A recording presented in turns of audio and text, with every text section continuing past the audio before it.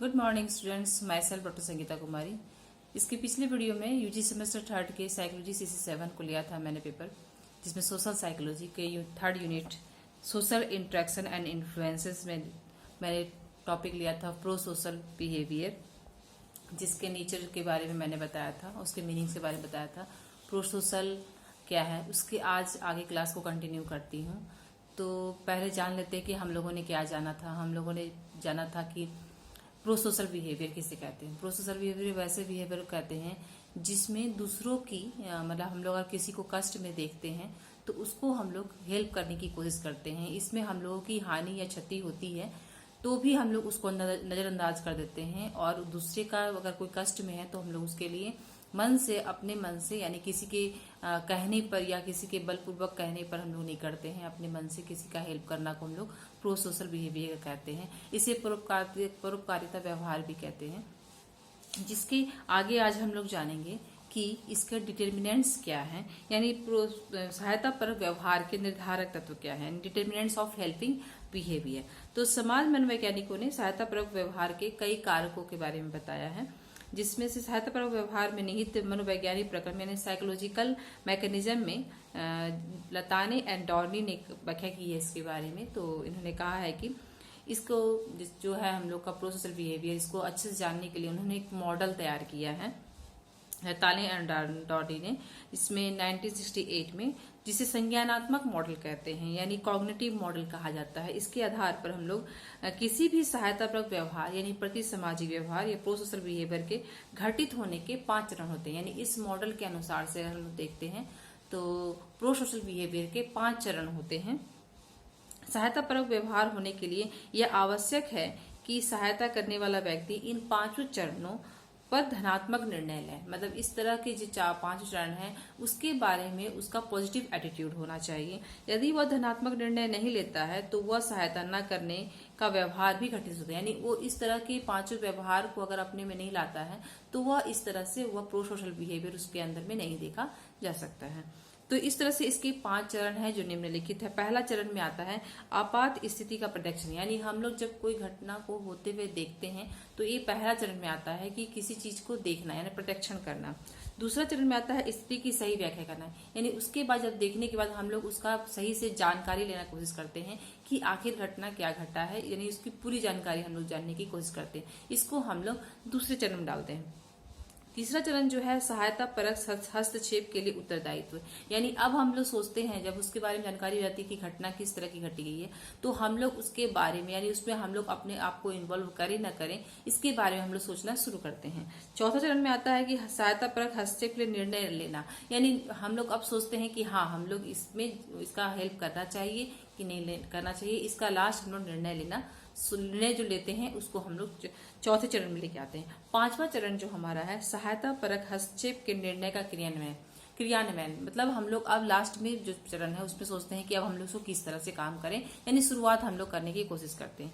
इस तरह ये 5 चरण जो है ये हेल्पिंग इंटरवेंशन में आता है, यानी सहायता परक हस्तक्षेप में आता है। इसके आधार पर निर्धारक तत्व जो है हमारे हैं, जिसे समाज मनोवैज्ञानिकों ने इसके आधार पर डिटर्मिनेंट्स जो है वो 3 तरह के बांटे हैं उन्होंने, जिसमें पहला है परिस्थितिजन्य निर्धारक यानी सिचुएशनल डिटर्मिनेंट्स, सेकंड है सामाजिक निर्धारक यानी सोशल डिटर्मिनेंट्स, तीसरा है व्यक्ति परक निर्धारक यानी इंडिविजुअल डिटर्मिनेंट्स।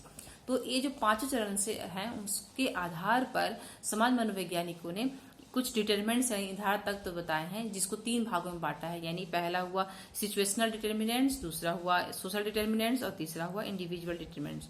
तो आज हम लोग जानकारी कर लेंगे कि परिस्थिति जन्य निर्धारक यानी सिचुएशनल डिटर्मिनेंट्स क्या हैं। इसमें भी कुछ पॉइंट्स हैं। तो पहले हम लोग जानते हैं कि सिचुएशनल डिटर्मिनेंट्स क्या हैं। तो समाज मनोवैज्ञानिकों ने कुछ अध्ययनों के आधार पर ये कुछ कारकों की पहचान की है, जिनसे सहायता परक जो व्यवहार यानी प्रो सोशल बिहेवियर जो है प्रभावित होता है। परिस्थितिजन्य कारकों में उन कारकों को रखा जाता है जो उस परिस्थिति विशेष से संबंधित होते हैं, यानी वैसी घटना जहां घटती है उस सिचुएशन से संबंधित होता है, जो आपातकालीन होने के कारण सहायता परक हस्तक्षेप के लायक होते हैं, यानी हेल्पिंग इंटरेक्शन करने के लायक होती हैं। तो इनमें से कुछ हैं, जिसमें पहला है हमारा सहायता की पुकार, यानी कि क्राई फॉर हेल्प। हम लोग कभी कभी ऐसा देखते हैं ना कि कहीं पर कोई घटना होती है तो वो चिल्लाना शुरू करते हैं, बचाओ बचाओ या मेरी हेल्प करो।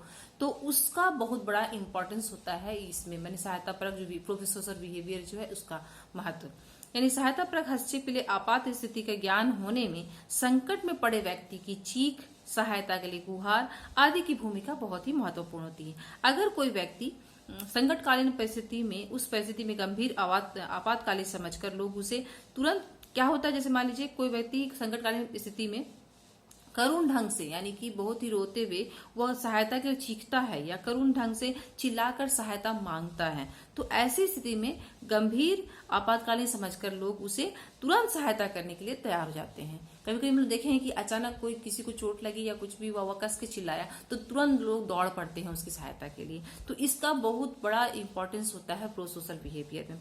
इसमें क्लार्क एंड वार्ड 1972 और 74 में अध्ययन किए हैं। उन्होंने अपने अध्ययन में बताया है कि अगर मान लीजिए आपके बगल कमरे में अगर किसी को कोई तकलीफ होती है तो आप तुरंत दौड़ जाते हैं हेल्प करने के लिए। अगर आपने तुरंत आवाज सुनी और आप दौड़ जाते हैं हेल्प करने के लिए। लेकिन अगर कहीं दूर कर किसी का सुनते हैं या अपरिचित व्यक्ति अगर कोई चिल्ला रहा है तो उसके लिए हम लोग उतना प्रो सोशल बिहेवियर जल्दी नहीं दिखाते हैं जितना हम अपने नजदीकी जगह जो है प्लेस में अगर कोई तकलीफ में होता है तो उसको हम लोग करते हैं।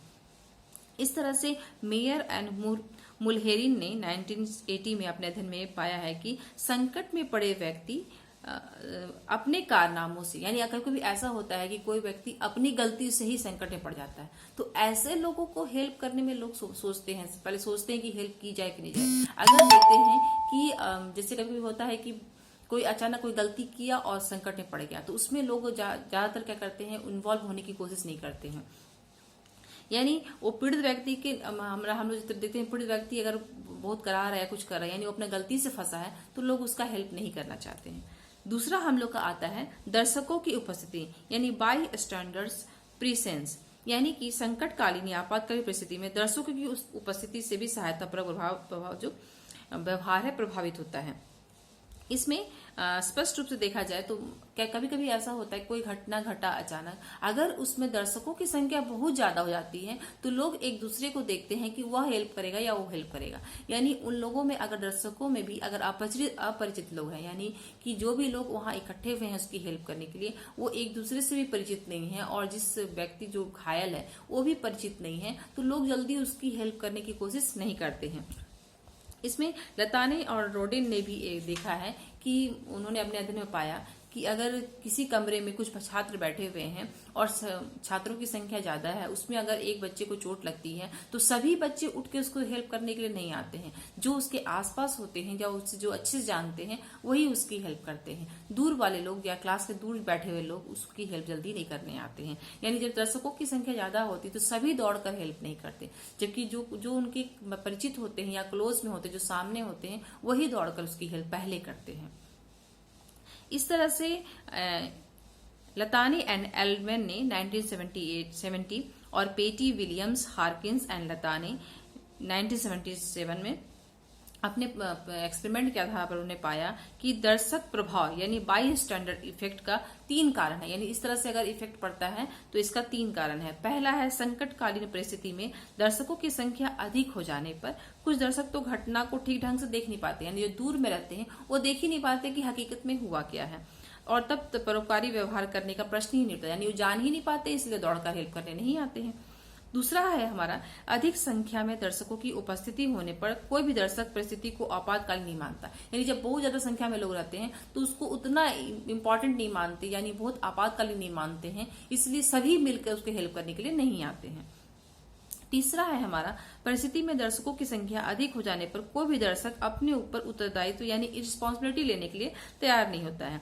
चूंकि दर्शक में उत्तरदायित्व की मात्रा विघटित हो जाती है और अतः सहायता परक हस्तक्षेप जो है हेल्पिंग इंटरवेंशन जो होता है कि मात्रा स्वतः कम जाती है। यानी कि क्या होता है, संख्या दर्शकों की ज्यादा हो जाती है कि लोग सोचते हैं कि वह हेल्प करेगा और अपने आप को उससे अलग रखते हैं। और उसमें क्या होता है, जो क्लोज में होते हैं या जो परिचित होते हैं वही हेल्प करने आते हैं, जो अपरिचित होते हैं वो कोशिश करते हैं कि हम दूर ही रहें। इस तरह से कुछ अध्ययनों के आधार पर यह माना गया कि जब संकटकालीन परिस्थिति में ऐसे दर्शक उपस्थित होते हैं जिनमें आपस में परिचय नहीं हो तो वे आपस में बातचीत नहीं करना चाहेंगे और तब परोपकारी व्यवहार नहीं करने का तैयार होते हैं और वो काम करने में वो हिचकिचाते हैं। और जब वे पहले से परिचित होते हैं वे आपस में बात करेंगे और अपनी अपनी जिम्मेदारी वे लोग बांट लेते हैं और फिर हेल्प करते हैं। इस बात की पुष्टि लतानी एंड रोडी ने 1969 में तथा रुत्कोवस्की एंड ग्रूडर एंड रोमर ने 1983 में अपने अध्ययनों के आधार पर बताया है। इस तरह से निष्कर्ष में यह कहा जाता है कि संकटकालीन परिस्थिति में अन्य दर्शकों की उपस्थिति से परोपकारी व्यवहार या सहायता परक व्यवहार में कमी आती है। पहला, अगर संकटकालीन परिस्थिति अस्पष्ट हो यानी कि स्पष्ट नहीं होता है तो लोग वैसा हेल्पिंग बिहेवियर नहीं दिखाते हैं। दूसरा है, परिस्थिति की उपस्थिति में दर्शक एक दूसरे के लिए अजनबी अगर होते हैं तो भी एक दूसरे के साथ प्रतिक्रिया करने में आसानी से नहीं हेल्प नहीं करते हैं, और अपरिचित होते हैं तो लोग एक साथ मिलकर एकजुट होकर उसकी हेल्प करने नहीं जाते हैं। इसके बाद एक तीसरा है संभावित भौतिक क्षति यानी पॉसिबल फिजिकल लॉस। या कभी कभी क्या होता है, यदि मददकर्ता को दूसरे की सहायता करने से उसे किसी प्रकार की भौतिक क्षति होती है, संभावना दिखाई देती है, तो वह सहायता पर व्यवहार में कमी आ जाती है। इसका प्रयोग करने के जॉन एलन ने भी 1970 में अध्ययन किया है। इन्होंने देखा है कि जब यह देखा जाता है कि कोई व्यक्ति संकट की स्थिति में है और उसको अगर हम लोग हेल्प करने जाते हैं तो वह भी उसमें फंस सकता है, यानी उसको भी उसमें प्रॉब्लम हो सकती है, तो उसमें भी उसकी भी हानि क्षति होने लग सकती है, तो यह सोचकर वह भी हेल्प करने नहीं जाता है। कभी कभी ऐसा देखा गया है कि मान लीजिए रोड में अगर कोई दुर्घटना होती है, सड़क दुर्घटना होती है गाड़ियों की, तो जो बच्चे जिसका एक्सीडेंट, अगर मान लीजिए 2 व्यक्ति का एक्सीडेंट हुआ है, अगर एक के व्यक्ति के शरीर से खून निकल रहा है तो लोग उसकी उतनी हेल्प नहीं करते हैं जितनी की नॉर्मल जिसे चोट लगी है उसकी हेल्प करते हैं, क्योंकि वो सोचते हैं कि जिसकी ब्लीडिंग हो रही है उसको अगर हम हेल्प करने जाएंगे तो हम लोग मुसीबत में फंस सकते हैं। जिसको नॉर्मल चोट लगी होती है उसको लोग दौड़कर हेल्प करते हैं। इस तरह से पिलियविन और पिलियने ने 1972 में अपने अध्ययन पे यह पाया है। इस तरह से चौथा हमारा जो पॉइंट है यह समयाभाव यानी लैक ऑफ टाइम।